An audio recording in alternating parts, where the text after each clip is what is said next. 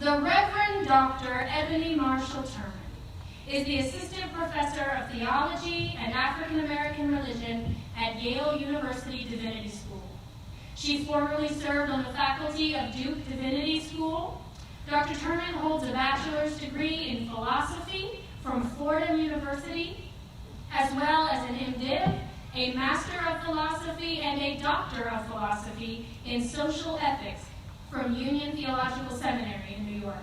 An author, ordained minister, professor, and public theologian, Dr. Turman offers a decidedly womanist point of view, addressing faith, race, and gender. Dr. Turman has committed her research, scholarship, and platform to a nuanced exploration of the most marginalized among us.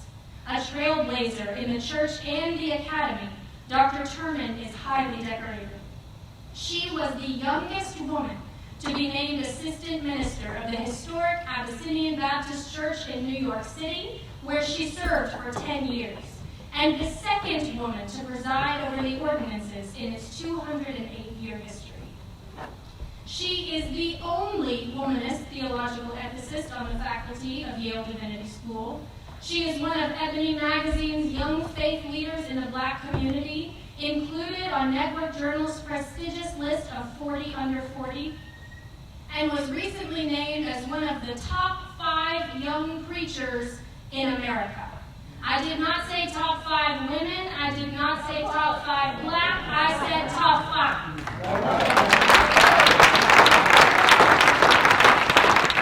Dr. Turman has lectured all over the country and preached all over the world. In 2014, Dr. Turman was inducted into the Morehouse College Martin Luther King Jr. Collegium of Scholars. Her opinions on race, faith, and gender have been published by the New York Times, the Wall Street Journal, the Huffington Post, and the Dallas Morning News, among others. Tackling the taboo topic of sexism in the Black church, Dr. Turman owns her millennial sensibility and is unflinchingly honest in her critique of our most revered institutions. She dispels the notions of a woman's place in church and society. Her first book, Toward a Womanist Ethic of Incarnation, Black Bodies, the Black Church, and the Council of Chalcedon, builds upon the literary, intellectual, activist foundations of Alice Walker, W.E.B. Du Bois, and Ida B. Wells Barnett, and is the first womanist book-length treatment of conciliar tradition in relation to Black Christian life. She explores the sexism that pervades Black churches and chips away at moral justifications for Black women's social subordination. Through her research and scholarship, Dr. Turman is transforming the way we frame the Black experience, the contemporary movement for Black lives, and the moral significance of the Black community in the 21st century. It is truly my honor to welcome to the stage, to give her lecture entitled The Future of the Black Church, the Reverend Dr. Eboni Marshall-Turman.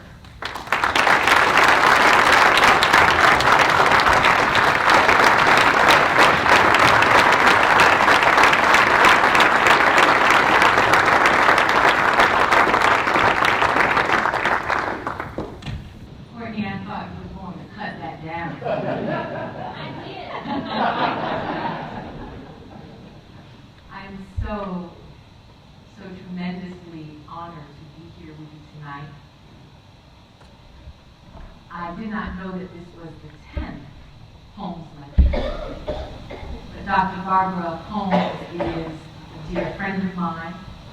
I counted her as a mentor across the years. Of course, she is solidly located within the Womanist Guild. And when I informed her that I would be coming to Memphis, she posted on Facebook, "Go teach the people, Doctor." So I'm just grateful to stand here in her shadow as I try to create a thing on this night in lecture format. I'm so grateful for the pastor of this house, Dr. Melvin Charles Smith, for the congregation of Mount Moriah East Baptist Church for opening your doors and welcoming me with such gracious hospitality. To the president, of course, Memphis Theological Seminary, President J. Earhart Brown, for extending the invitation to me, along with Vice President Dean Stan Wood. Thank you so much for inviting me to be here today. To this most distinguished faculty who serve here at Memphis, training the next generation of pastoral leaders and freedom fighters, most especially to Dr. Courtney Pace and to Dr. Gatke and Dr. Davis and my good friends, Dr. Michael Turner and Dr. Paula McGee, who I don't want to forget, long-time friends. Thank you to the staff who have made this occasion possible, certainly, most especially to Sister Gina Williams for going back and forth with me over the last several months to make sure everything is right. To finally my dear brothers who are in the audience today, Dr. Andre Johnson and soon to be Dr. Earl Fisher. I am grateful for your presence. It's always good to show up in a new place and to see old faces. Amen.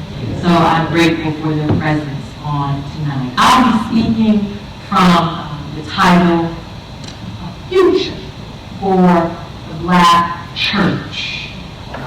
Womanist theological considerations for the renewed African American ecclesiology. Despite traditional ecclesial distinctions that have historically characterized African American religion as expressed in the Negro's church as either political or compensatory, radical or accommodationist, prophetic or priestly, there is little question that the Black church as a tradition, born from the beat and beating heart of slave religion, born at the interstices of abolition and enslavement, emerged in the brush arbors of the American South in resistance to the physical subjection and moral degradation of Black bodies that undergirded American legal chattel slavery and its concomitant Jim Crow. That said, Black churches are not homogeneous. The singular usage of the Black church as a discursive modality points to the distinct history and to the institutional expression of African American Christianity that significantly deviates from mainline church history and defies traditional denominational boundaries precisely because of the substance of its nascence. Accordingly, the Black church, as a signifier of the multiplicity of African American Christian traditions, is indicative of an interdenominational and sometimes interreligious African diasporan reality that is born from the spiritual, cultural, and social experiences of Black people that are prompted by and always mediated in relationship to Christian orthodoxies. The degradation of enslaved Blacks in America was principally propelled by a peculiar Christian ethic, one that endorsed a binary racial hierarchy that positioned whiteness as virtuous, while oppositionally casting Blackness as dishonorable, beastly, and as such, enslavable.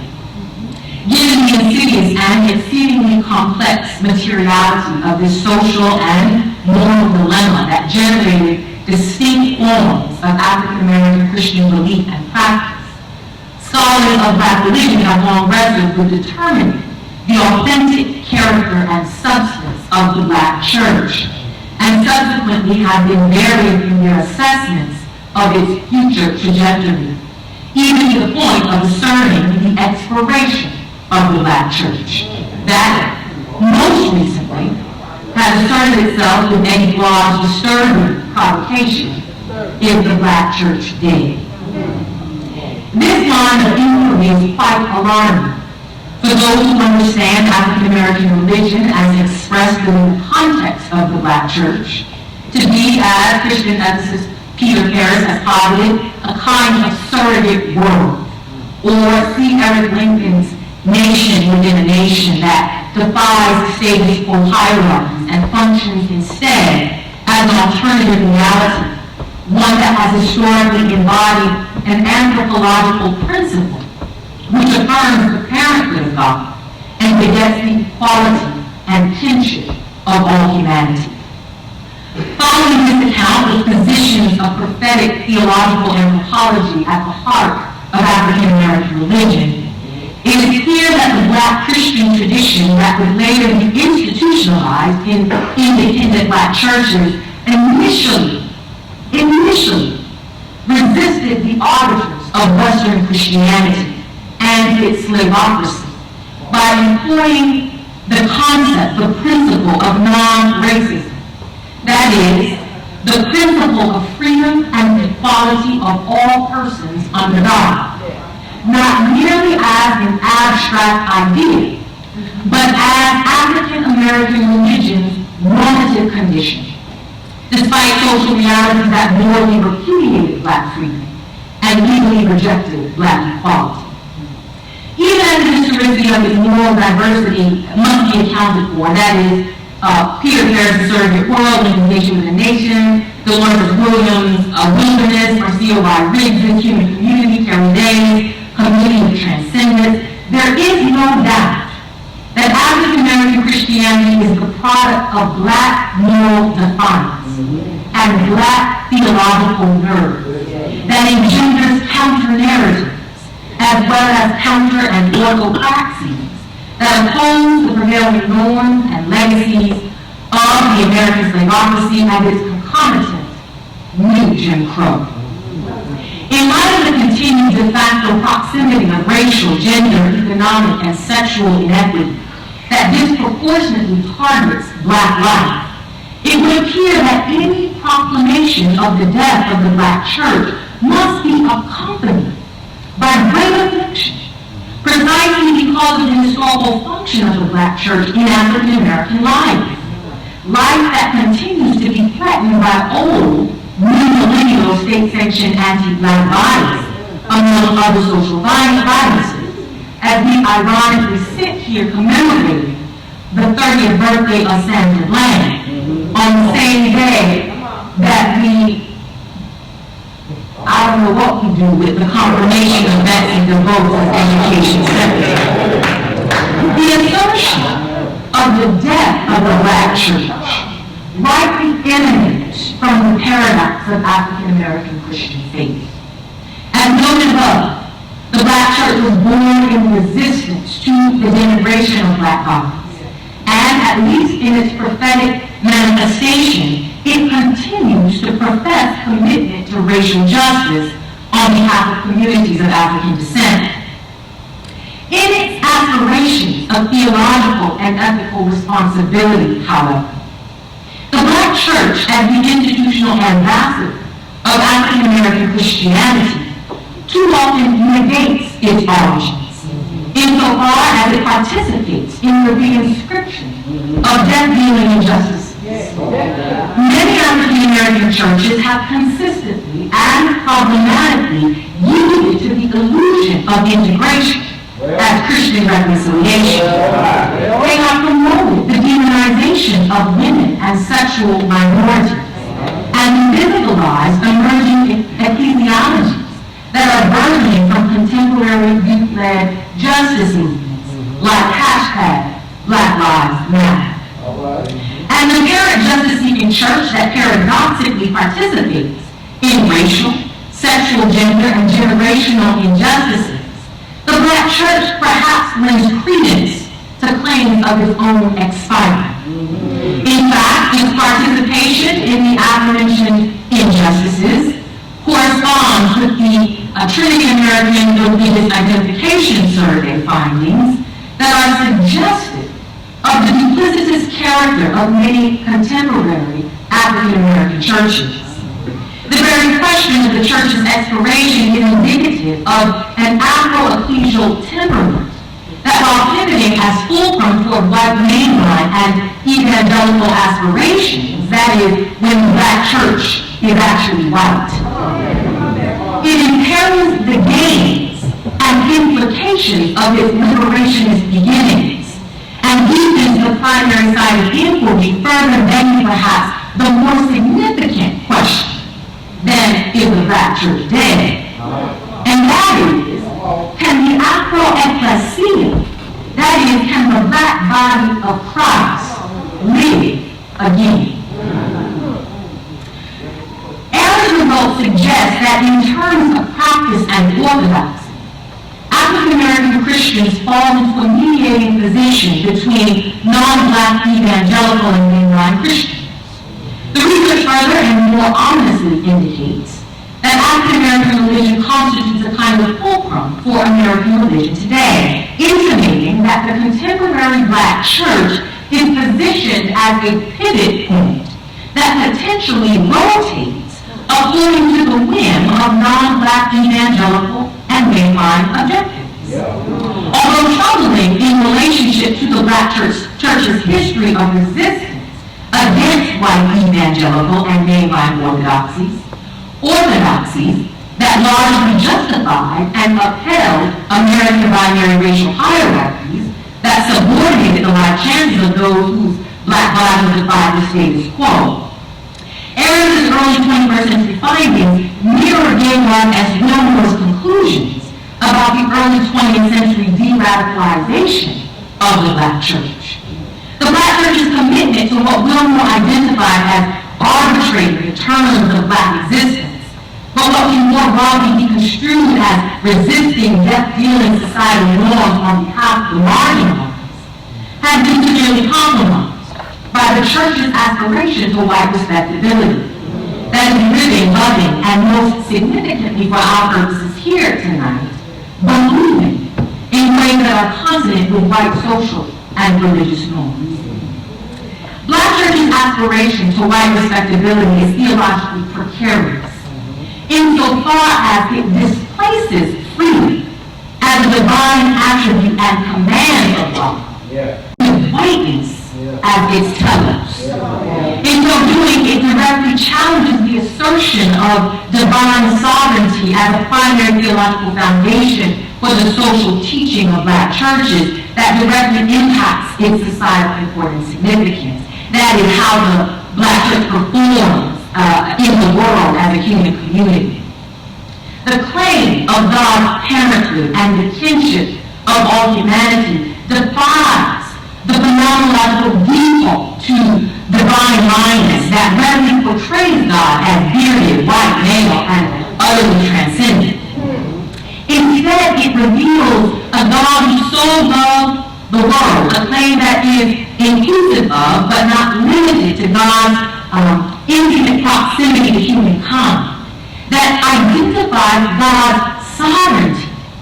And sovereignty not at all in a Bartonian sense, right, but in a Philippian sense, right, where it is situated as both detached from the specificity of concrete reality and related irrevocably to the specificity of concrete reality. So detached from and the divine eternality, and yet irrevocably related to concrete reality, right? Which means then, as Holmes would say, to suggest God is black, that concrete reality, the particularity of concrete reality, has a universal significance that points to the sovereignty of God. So identifying God's sovereignty as that which unqualifiedly assumes relationality in spite of difference. Thus affirming heterogeneity as primary evidence of divine government. When freedom is replaced by a teleological aspiration to white respectability, it positions the church to practice faith whose precondition as homogeneity defies the moral identity of God. In other words, while yearning for a white God, rather than a sovereign God, whose moral command is freedom, the church actively participates in the reproduction of practices that exclude and call into question the value and salvageability of anyone who does not inhabit social space in ways that mirror the arbiters of power, who in the Black church are typically cisgendered, heterosexual males in public.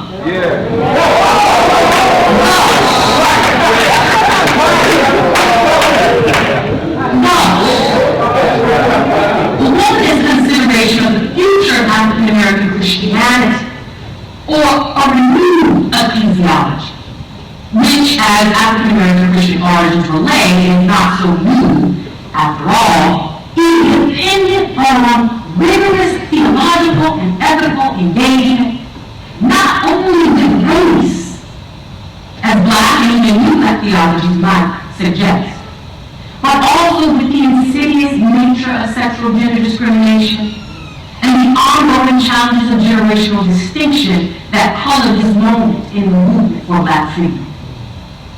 Black church sex.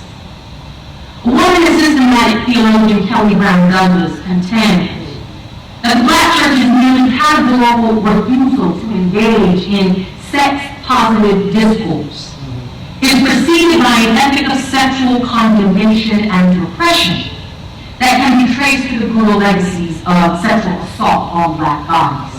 Quote, carnal, passionate, lustful, lewd, rapacious, bestial, sensual. I hear Juanita in the background. These are just some of the many terms that come to mind when thinking of the ways in which white culture has depicted Black people's sexuality. This practice of dehumanizing Black people by maligning their sexuality has been a decisive exercise of white power in America, end quote. Caricatures of Black sexual deviance have historically been deployed as a means to rationalize and defend the enslavement, the criminalization, rape, lynching, castration, and other forms of sexual violence that have been disproportionately perpetrated against women and men of African descent in the U.S. Brown Douglas' discussion of the white assault on Black sexuality explores stereotypes and false images of Black sexual depravity that have been, as womanist theoethicist Emily M. Towns has argued, mythically construed by the fantastic hegemony of white supremacist imagination. While Brown Douglas attests to a dynamic culture of resistance that vulnerability to white sexual violence and erotic perversities engendered in some Black communities, she notes that Black sexual resistance often mutated into melodic resignation. Over time, the inevitability of white sexual terrorism distorted and or diluted Black resistance based on a peculiar African American compulsion to believe the lie about the deviance of Black bodies that has been consistently articulated by the arbiters of power. While the Black church and community sought to displace narratives of Black sexual pathology with the performance of counter-narratives of Black sexual respectability, for example, jumping the broom amidst the moral and sexual indignities of American enslavement. The emergence of such counter-narratives were first dependent on white lives. That is, determined by the disingenuity of puritanical sexual mores and Victorian social norms that demonize and fetishize Black bodies in the first place. As such, Black sexual respectability as a function of the culture of resistance failed to escape the circuity of white supremacy and thus simultaneously functioned as a mechanism of intercommunal discipline. Said differently, the Black church exercised white respectability as the standard for Black moral propriety. Its endorsement of the viability of white respectability naturally preceded the Black church's characterization of Black bodies as taboo, and its relegation of Black sex outside of the confines of traditional marriage, already a dubious category for the enslaved, as dishonorable, bestial, and utterly depraved. The legacies of the white cultural attack on Black sexuality continues to render the Black church virtually impotent in its ability to conduct frank, open, and demanding discourse concerning matters of sexuality, especially expressions of Black sexuality outside of marriage. This is principally problematic for Black youth and young adults who corresponding to the millennial life cycle often forego traditional marriage altogether, either chronologically, delayed marriage, reproductively, no children or few children, or substantively, gay marriage. At the same time, Black millennials are more socially interconnected than any other preceding generation and engage in intimate relationships and sexual practices outside of marriage that directly correspond with the relational urges and biological capacities of young adulthood, but that are diametrically opposed to African American moral teaching about sex and sexuality that often amounts to some variation of sex is bad and or sex outside of marriage is a sin. Black women's bodies are further demonized by sex-negative practices based in sexist and heterosexist theologies that caricature them according to the logic of the white cultural attack. Older Black women are typically imagined as asexual mammies, or, to be more consistent with Black church colloquialisms, church mothers, who are, because of the phantasm of asexuality, spiritually qualified to attend to a vast array of congregational needs and care, often to their own detriment. The church mother takes on everybody's job, from teaching in Sunday school, to cooking in the kitchen, to cleaning the church, to serving as part of the pastor's amen home.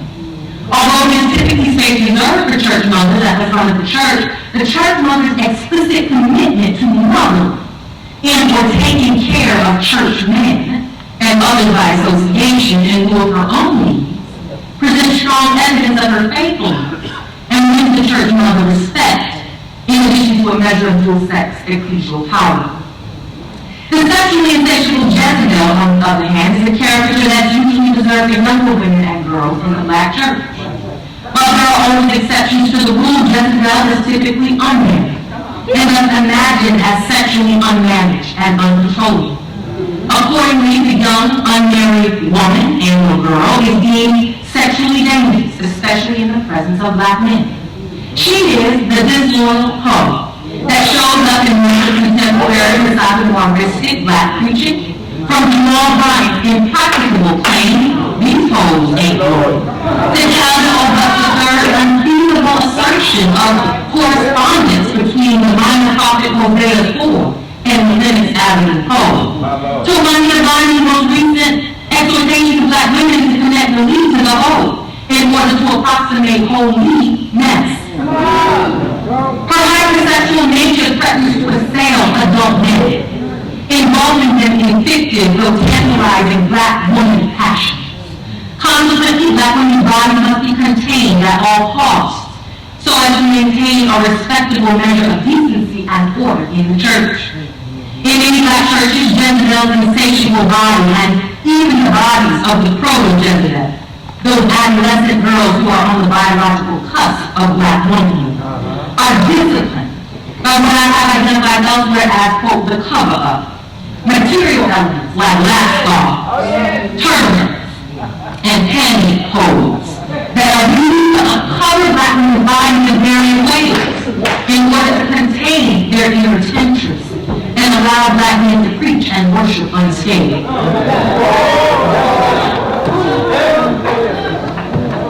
The LGBTQ body is similarly cast as indecent, violent, and wicked in the Black church. As it relates to sexual minorities, quote, Black churches have made their position of welcome clear, as Black clergy have actively campaigned against LGBTQ rights, such as marriage. One person who described LGBTQ sexuality as wicked, deviant, immoral, self-destructive, and anti-human, while others have suggested that homoerotic sexual expressions go against what God intended, end quote.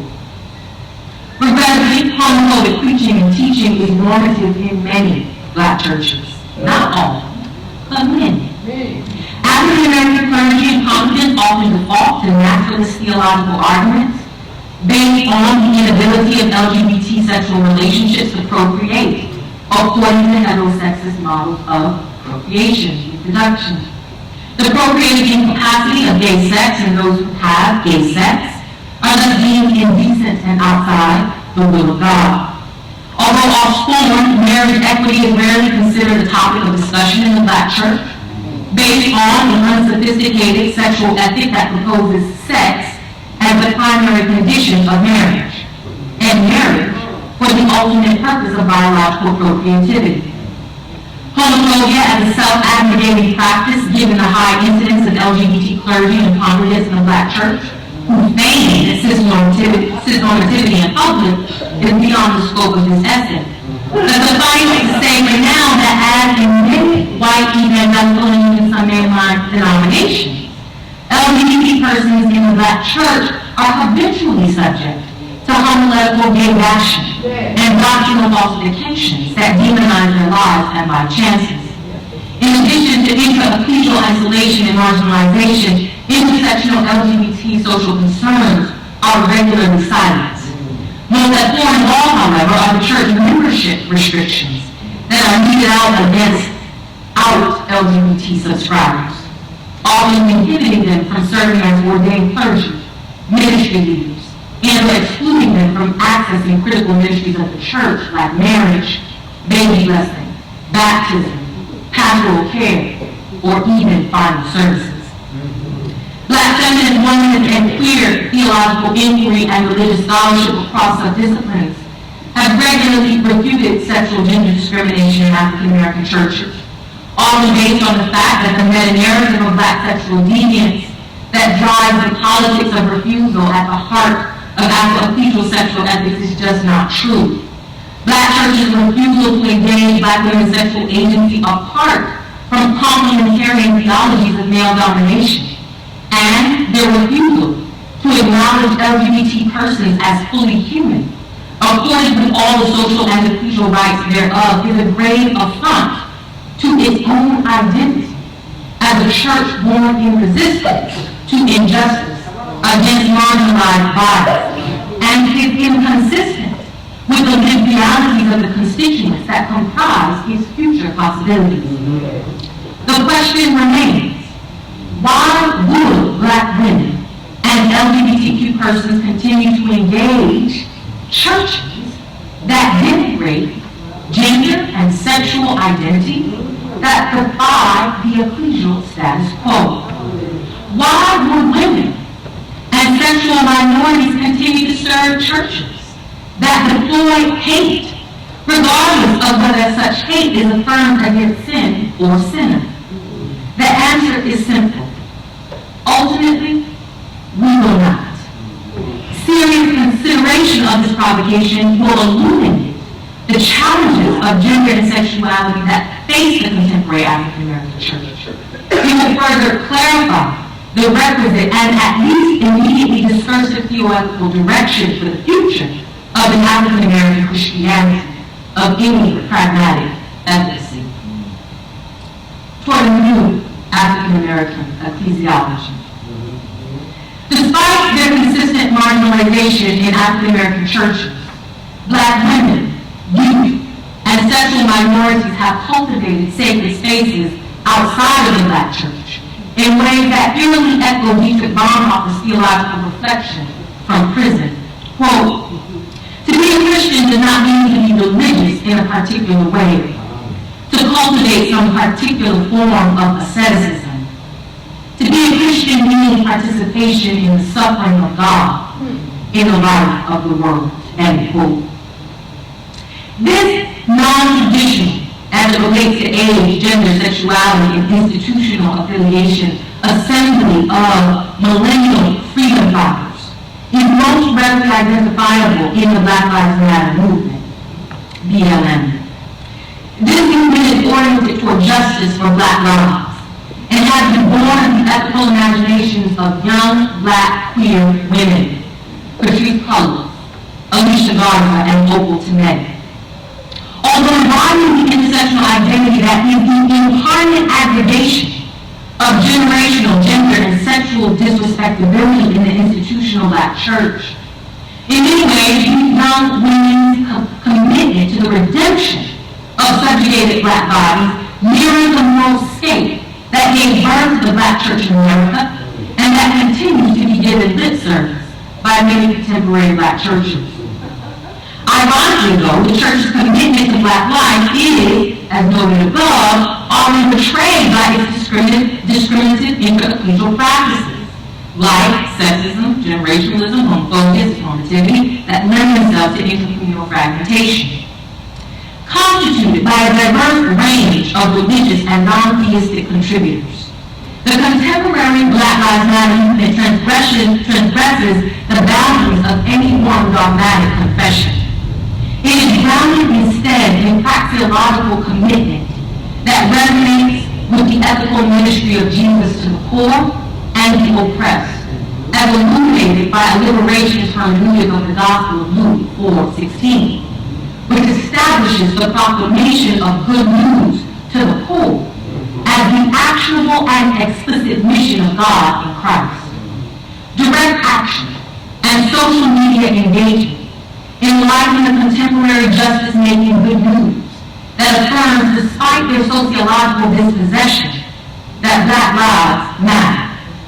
It additionally exhorts communities of African descent in America to stay woke in the face of meta-narratives of Black pathology and criminality that broadly attempt to justify and conceal death-dealing machinations of race, gender, class, and sexual hierarchies. In much the same way that the early civil rights movement was rejected by most Black preachers and churches throughout the nation, prompting in fact the 1961 splintering of the National Baptist Convention USA Incorporated, the largest gathering of Black Baptists in the world. Many contemporary Black churches have similarly spurned the Black Lives Matter movement. The movement's radical disruption of the dominion of the older male, publicly heterosexual Black preacher class is typically charged with threatening the stronghold of Black church respectability in its seizure of the future of Black life from the everydayness of Black death. Black Lives Matter situates the redemptive potential of African America not merely in the illusion of respectability of integration with white America, which based on the everydayness of contemporary anti-Black violence is in and of itself morally inept, but squarely in the moral vision of African America. This African American moral vision of justice is primarily informed by the righteous indignation that emerges from the incessant dispossession of those who disproportionately live and die on the margins of church, academy, and society. Black Lives Matter unqualifiedly asserts that the liberating power of radical self-love and justice is born not from the quiver of the greatest among us, but from the passionate ingenuity of the least of these, who, as bravely pronounced in Ferguson, are young and strong, and march all night long, in defiance of regulating curfews, tear gas, guns, tasers, and even the now time-worn threat like police dogs. Provoked, at least in part, by the creative hybridity of hip-hop culture, Black Lives Matter is fortified by impudent women, irreverent language, and intrepid imagery that has been parted from the protest art of, for example, Carol Walker's A Subtlety, Common's Laurel, Kendrick Lamar's All Right, Lovely Hoffman's Black Lives Matter, and Beyonce's Lemonade. Superficial analysis of his disruptive ethic has generated silent resistance from many Black churches. Although they may not explicitly denigrate Black Lives Matter verbally, although some do. Many African American churches have routinely closed their pulpits and church doors to the movement, dimming its non-traditional leadership and mobilization models that have decentered prophetic social discourse outside the auspices of the institutional Black church as rebellious, disrespectful, unkempt, and even profane. Much like James H. Holmes' late 20th century theological assessment of the blues, the language, rhythm, and imagery of Black Lives Matter starkly, but only cursorily, contrasts the presumed sanctity of the Negro spiritual and the disciplined protest songs of the Civil Rights era.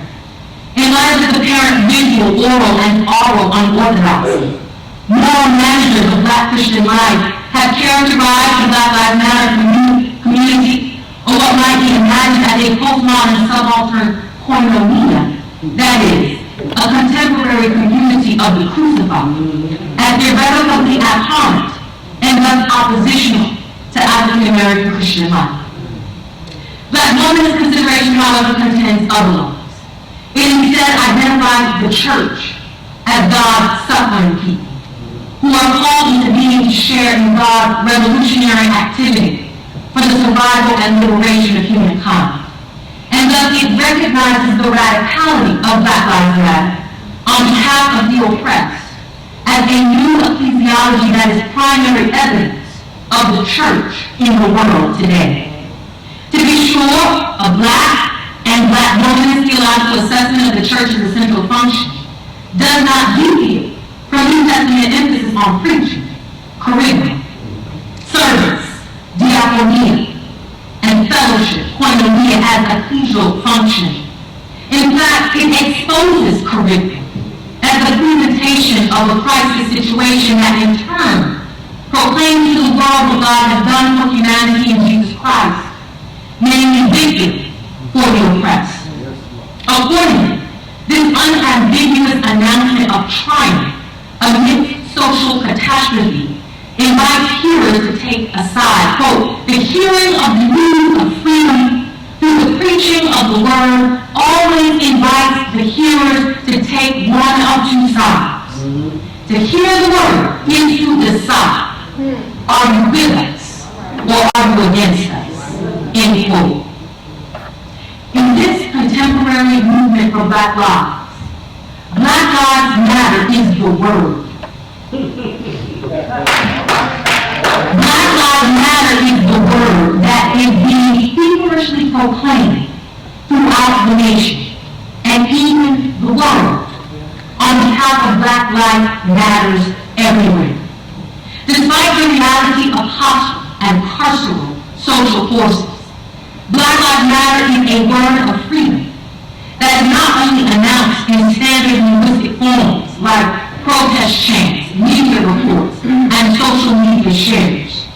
Even more significantly, it is a liberating word that, much like Jesus Christ, the primary symbol of African American Christianity, has taken on an enfleshed identity in the transgressive body, young, women, queer, poor, the transgressive bodies of those who march and those who die in, and those who otherwise consistently show up in the very spaces where Black lives are under siege. Indeed, to proclaim #Black Lives Matter as good news, echoing the messianic birthing of God in the poverty of a bone, and God's death as a criminal with his hand up, as a slave on a cross. Black Lives Matter as the charismatic word is seemingly foolishness in a contemporary context where impoverished Black lives do not matter. But for those who believe beyond the dreadful socio-economic conditions and pathological political narratives which lend themselves to the destruction of Black lives, for those who believe that Black lives really do matter, Black lives matter, like Jesus, it is the charismatic word of the zeitgeist. It arises from the broken bodies of a millennial generation in ways that empower a post-civil rights African America to keep on keeping on. Its pronouncement in the face of social and physical death is a new proclamation of Jesus. It's non-theistic and at times perhaps trans-theistic performance of the boundary transgressive ethic of Jesus defines status quo racial, ethnic, gender, class, generational, and sexual subjugation. While too many Black lives continue in the physical and social estate of death and dispossession, Black Lives Matter is the word of life that even amidst the slain emphasizes the redemptive value of Black lives and thus the hope of restoration. Black Lives Matter as a charismatic word of this new ecclesiology is never an end in and of itself. Its pronouncement has consistently been backed up with relevant involvement in the world as a witness through authenticating action. In the institutional church, diaconia typically refers to the service rendered by deacons or those who serve the pastor's table, assisting pastoral staff with its performance of various ministerial tasks. The Lord's table, which pertains to supporting the service of Holy Communion and the table of the sick and poor, which concerns visitation and congregational care for those in need. Black and London Steel Ethical Reflection contends, however, that evidence of the church's diaconia is revealed in two primary ways. Its readiness to go where the suffering are, and while among those who suffer, its willingness to claim and embody the burden that they carry as one's own. Two explicit ways among many in which the service of Black Lives Matter is diaconia that attests to the legitimacy of its curriculum has manifested itself in the world in its protests and its often corresponding guiding. Protest marches throughout the nation point for the movement's impulse to show up in places where women and men of African descent have been slain. This is not to say that the major cities in which Black Lives Matter protests have occurred are the only places where Black life is severely endangered by anti-Black, state-sanctioned and state-sponsored violence. Members of the Black Lives Matter community do the work of justice-making in their respective publics, which may never physically intersect with acute representation in American metropolises. Black Lives Matter protests, however, especially as documented in larger urban contexts, have drawn the actual bodies, intellectual and financial support of people from all over the country. Often tagged as outside agitators by police and media pundits, these protesters physically show up to march, to chant, to demonstrate their resistance through direct action. Or they offer financial support to sustain safe houses and bail funds. Or they openly engage Black Lives through publication and other discursive media. They even perform electronically from across the world with video, hashtags, and online commentary. Through their respective service, they practice the legitimization of the movement's primary claim: marching, financial stewardship, writing, debating, and distributing all there to go there where the suffering are, serving in ways that in the doing praxeologically articulate which side one is on. Going where the suffering are is a critical component of the church's diaconia. It is crystal clear that just showing up is never enough on its own. It is rather the suffering ecclesia, that is the church that suffers with those who suffer, that offers unquestionable evidence of its commitment to the gospel. Insofar as it mirrors the Christ of Gethsemane who prayed, "Not my will, but thy will be done." The church's suffering is not optional. It is innate to its identity as the extension of the impoverished life, ministry, suffering, death, and resurrection of Jesus in the world. The dying, that communal protest mechanism, that publicly performs Black death by way of a gathering of protesters who silently lie down on the ground en masse for a specified amount of time, functions as the symbolic gesture of the diaconia of Black Lives Matter. A budding ecclesiology, or what systematic theologian J. Cameron Carter had identified as church neutrality, outside the walls of the institutional church. It is a figurative context in which the gathered community of resistance takes on the condition of the slain Black body by laying motionless in the street, where the threat of arrest and assault, and perhaps for some more than others, even physical death, are palpable. The dying is the ritualization and memorial of contemporary Black social crucifixion at the hands of the state, and its long-standing commitment to the preservation of anti-Blackness in the U.S. The bodies that gather to die in articulate a Christological claim that is at the heart of the Christian project. In their emulation of the slaying of black life by lying scattered on the ground in observance of the memory of those slain, protesters declared like Jesus, "This is my broken body."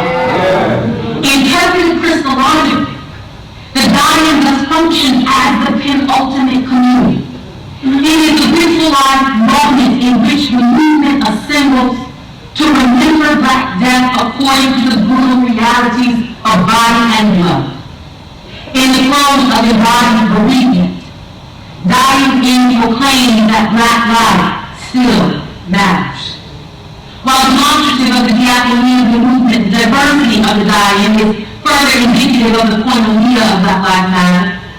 In Black theology, koinonia is the intercommunal manifestation of what a community pronounces, its charisma, and what a community practices, its diaconia. Quote, "The church must be in its own community, what it preaches, and what it seeks to accomplish in the world.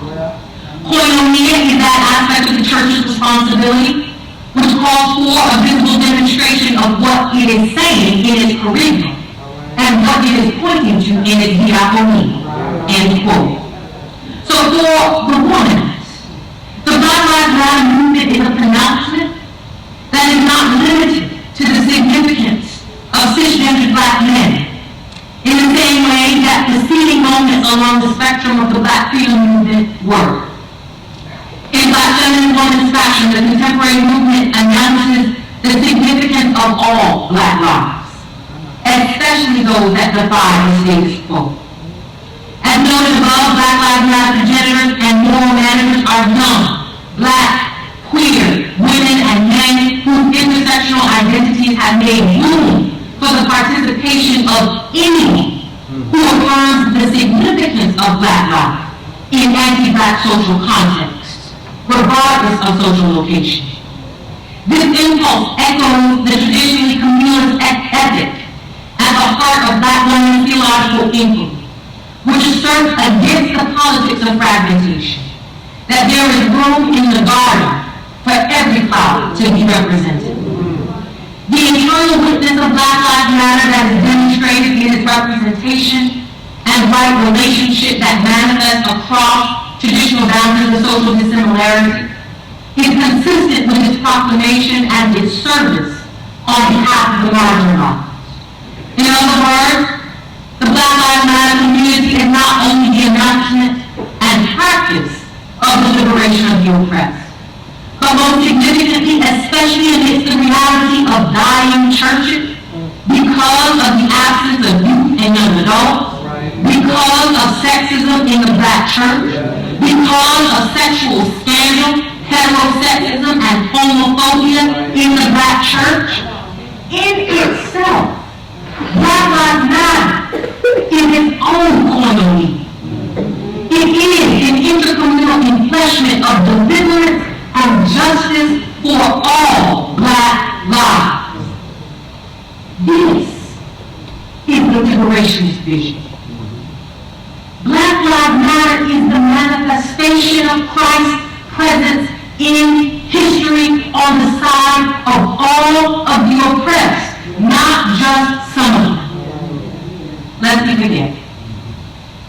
The Black church was born in resistance to injustice against Black bodies in the hush hours of the American South, outside the boundaries of white institutional churches, lending itself, therefore, to a presumption of continuity between Black church origins in the wilderness and the contemporary Black Lives Matter movement in the streets. It is the case, however, that many contemporary Black churches have defaulted to compensatory and violent patterns that endeavor to dissociate from harsh social realities that threaten the communities of African descent in America and throughout the world. Instead, many of our churches service a baptized personalistic gospel that privileges males, that privileges cis normativity, that privileges individual economic, and end-time prosperity, all of which defy the inheritance of African American Christian origin. Our inheritance. The commitments of Black Lives Matter, however, trans-theistically articulate, practice, and embody the Jesus ethic of the liberation of the oppressed. Black Lives Matter as a 21st century ecclesiology actually tells an old story. Insofar as its activity in the world is demonstrative of the liberation that constitutes the origins of the Black church in America. Although gender, sexuality, class, and generationality would later emerge as theological dilemmas in the Black church, these sinful realities do not detract from the fact that the church was born in the shadow of crucifixion and in resistance to injustice against Black bodies. All of them. In this way, the ecclesiology of the Black Lives Matter movement that is unapologetically on the side of the crucified one contemporarily functions as the futurity of the Black church, while transcending the boundaries of religious orthodoxies as a trans-theistic and sometimes non-theistic humanist movement. A womanist theological appraisal understands Black Lives Matter to enflesh Christological significance as gospel with vulgar precision. It is precisely its Afro-enunciation of the simultaneity of the this day reality that is not yet. Black Lives Matter this day, although they do not yet matter. It is precisely this Afro-enunciation of the simultaneity of a this day reality that is not yet at the heart of its curriculum that reveals with no uncertainty that though Black lives will be destroyed, they will also raise up, destroy this temple, and in 3 days I will raise it up. This is the resurrection of the Black body, which proclaims that Black lives matter.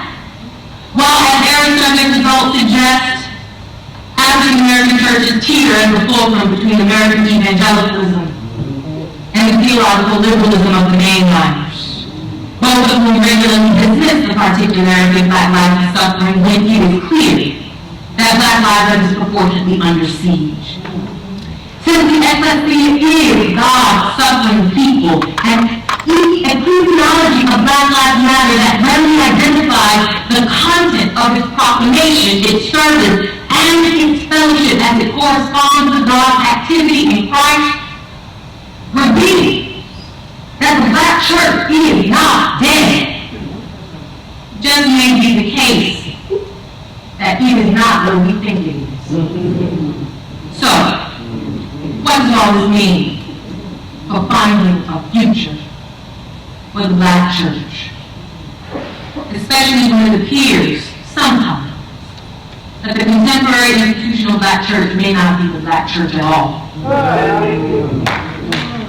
Perhaps there is no future for African American religion as it relates to Christian practice unless it remembers where it came from and thus who it is called to be in the world. A serious turn toward the liberation tradition that inaugurated the African American Christian project as slave religion and the implications thereof might compel reassessment of the gospel and thus the status of minoritized communities within the Black church. This critical reassessment lends itself to the transformation of condemnatory policy, condemnatory proclamation, and condemnatory practices that have historically marginalized women, youth, young adults, and sexual minorities from their full and equal inclusion in the church as a first step toward reconstituting its future possibilities. As the fulcrum of American religion, instead of turning to white evangelical and mainline communities in search of identity and future direction, instead of turning on Joel Osteen, call them, right? In search of identity and future direction.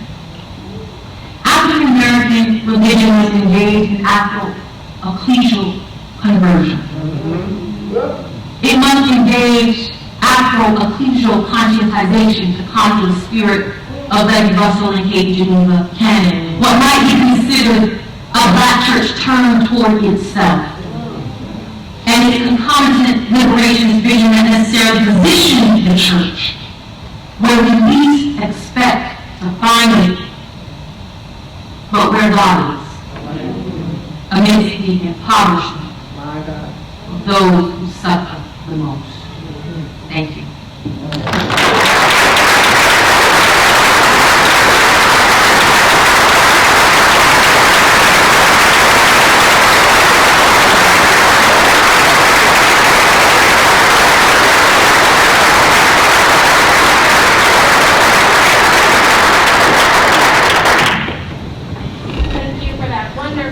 Lecture. We want to invite you to ask questions of our lecturer. So if you will raise your hand, I will come to you with the microphone. We have about 5 or 10 minutes for your questions.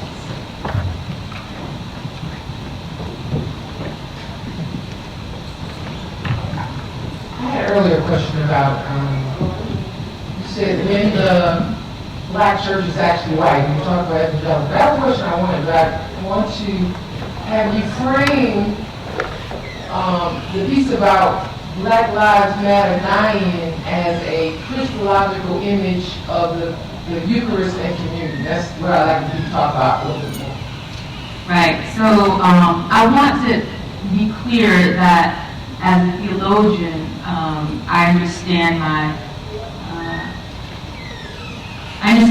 job to kind of be about positioning or interpreting kind of the gospel in relationship to concrete reality, contemporary reality. So what I'm not trying to do there is to read Christianity, is to say that every participant in Black Lives Matter is a Christian in their performance, right? So we got that, that's just a disclaimer. But again, interpreting the Christian message, which is my ultimate concern, in relationship to the reality of this moment. So there, I'm going to talk more about this tomorrow, actually, as I talk about Puerto mythology. But what I'm going to do is just very basic, right? Like this idea of the dying is about performing. The dying is about performing death, ritualizing death, right? Remembering death, right? And so, what is communion? What is our celebration? It is done to remember, right? To ritualize so that we might remember, right? The sacrifice of God in Christ, right? The blood that, it is our, right? It is our liturgy. The first funeral I ever did, Paula, was for a 16-year-old boy. He was a blood shot, the whole story. And I was assisting, and I didn't do the job, I was assisting. And the preacher got up, the person who was eulogizing the young man got up and said, without the shedding of blood, the whole church was packed. Now, in the north, the churches don't get packed like that. Okay? The whole church was packed with young people decked out in red. Right? And the preacher said, right, what is our liturgy? Without the shedding of blood, there is no remission of sin. Right? So when I'm saying, so in the moment of the dying, we have these aspects coming together. We have the ritualization of the shedding of blood, of death, right? That recovers. I don't want to get into that because tomorrow I'm going to talk about descent and recovery, right? What happens when we get up. But that is kind of what I'm playing with here. This idea, this memorialization, which then becomes its service, right? It's diakonia, the diakonia of Black Lives Matter. It is the going where the suffering are, to take on the suffering as one's own, to lie in the street as though dead is that taking on the suffering, right, of another as one's own, even if only in ritual practice. So, playing with that, and we're going to talk about the rest of that tomorrow. Okay, I have one more question. Well, join me. Do you have a question? Sure, sis. Thanks so much, Dr. Turman, for your insight and especially for your continued social witness. I'm curious about your thoughts with regards to authenticity, because we can see in light of the new standard that the Movement for Black Lives has established for people of faith, that certain people who are not necessarily accustomed, certain organizations, certain ministries, if you will, are not accustomed to operating in this type of modality, are now trying to contort into a way that seems to be counterproductive, and I think it's because of inauthenticity. So can you talk some about what it means to be fully who God calls us to be, even if that means we may not necessarily make it to the front line? Pastor, can you give me an example? Sure, so I don't think you mind. Well, I think No, I don't think that this is, I applaud and appreciate my relationship with Dr. Christopher B. Davis. And the conversation that we have offline, where we think through the different ways in which we both commit to the struggle and to the movement. So I don't expect to see him at a march or at a rally, but I do expect him to bail me out if I ever go to jail. And so what I applaud is the authenticity piece. But my concern is everybody is not as authentic as Dr. Davis is, and we have instances where people are trying to be activists when they don't have an activist ethic, if you will. So can you talk some more about your perspective on that? And that's our bastardizing the actual activity, the action. So I spoke a little bit to that in relationship to diakonia, again, to the way in which we serve. And I talked a little bit about how people show up, right? So you have those who are on the front lines, who are going to jail, who are, subject to physical assault by the state. And then you have others who, are engaged in intellectual activism, right? And who may never go out on the front line, but they are writing about it, and they are disseminating information. And you have others who are, a perfect example is Yara's last name is escaping me right now, but she is the woman who sings the Moral Monday movement in North Carolina into being, essentially. She accompanied, we invited her all over the nation, and her offering, right, is song. It is her art, right? I named some artists who are doing tremendous work around protest art, and the Black art movement has a long history of protest art being central to our resistance mechanisms. So to your question, about authenticity, we have to know who we are. We have to know who we are and stay in our lane. Right? Because, and this just goes back to like basic body, right? There are many parts of the body, right? And everybody has to do their part. We all can't do the same thing. We all have varied skill sets, right? So some of us don't need to be on the last front line, because that's not our skill set. That's not our space. But we can stand up and we can talk to, whoever. We can take Donald Trump down with a tweet. Yeah. You know what I mean? So we need to stay on Twitter. That's our space, our digital activism, right? Some of us need to be writing the books, Ta-Nehisi Coates, Charles Love, right? They're not going to be on, well, they might. You never know. People just said, but for the most part, you're not going to see them on the front line. But you're going to see them talking to change makers in other spaces, on the front lines of other spaces. So I see myself, I see myself as a change maker in the academy. My front line is intellectual activism in the church and the academy, right? And so we just have to know where we're called. All of us cannot do the same thing, right? It is inauthentic. But where we find ourselves, we ought to be on the side of justice. And we ought to be proclaiming the charismatic word of Black Lives Matter in our respective public. So if that means you work at the grocery store, Black Lives Matter ought to be proclaimed at the grocery store. And if you want to, you know what I'm saying, we need to be able to do that. And it's so funny because I was at the hotel this morning, and my room wasn't ready, so I went and I sat on the corner. And the young man came, the young brother, he came over to me and just kind of, Black Lives Matter says, I got you an upgrade. I mean, that's a very superficial nothing. But I'm just saying, wherever we find ourselves, we need to affirm in one another. I see you. Not pretend, right? Not pretend that we are aspiring, as I talked about earlier in the talk, that we are aspiring for whiteness such that we don't see our blackness. Which is the tool of the devil of white evangelicalism. That we want us to live by an ethic, right, of colorblindness. Which is not the word of God. Right? So,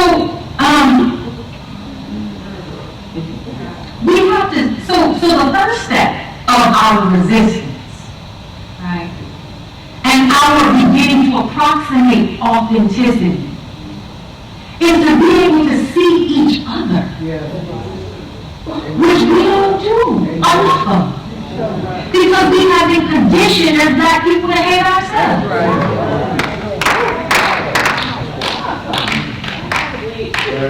And then if we can see each other, right, we might be able to see ourselves a bit more clearly.